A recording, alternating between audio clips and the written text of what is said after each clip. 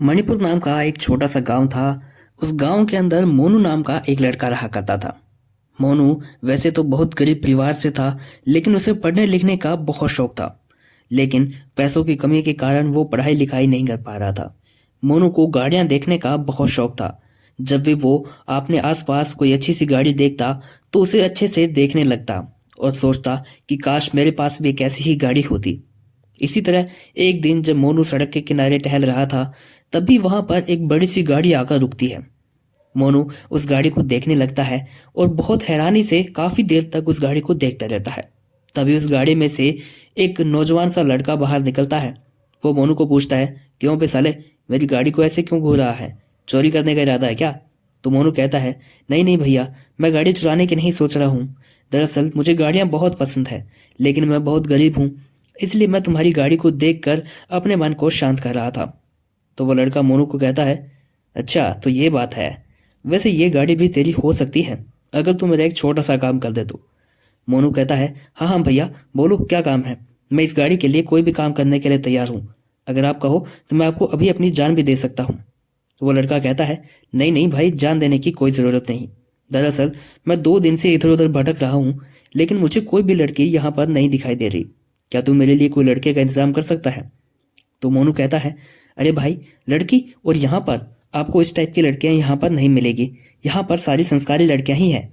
आपको ऐसी लड़की हमारे गांव में नहीं मिल सकती। वो लड़का मोनू से कहता है कि देख यार मोनू, तू कैसे भी कोई एक लड़के का इंतजाम कर दे, फिर मैं तुझसे वादा करता हूँ कि मैं ये गाड़ी तुझे गिफ्ट कर दूंगा।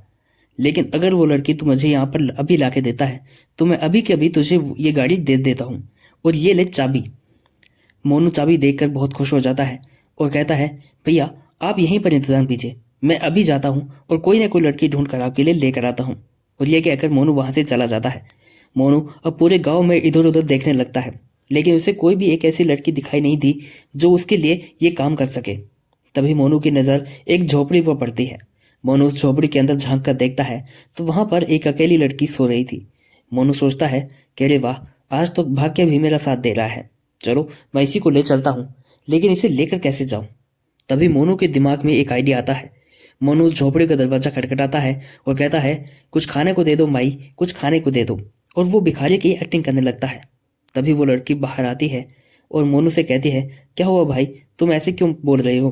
तो वो कहता है कि बहन, मैं 2 दिन से बहुत ज़्यादा भूखा हूँ, मैंने कुछ नहीं खाया, प्लीज़ मुझे खाने के लिए कुछ दे दो।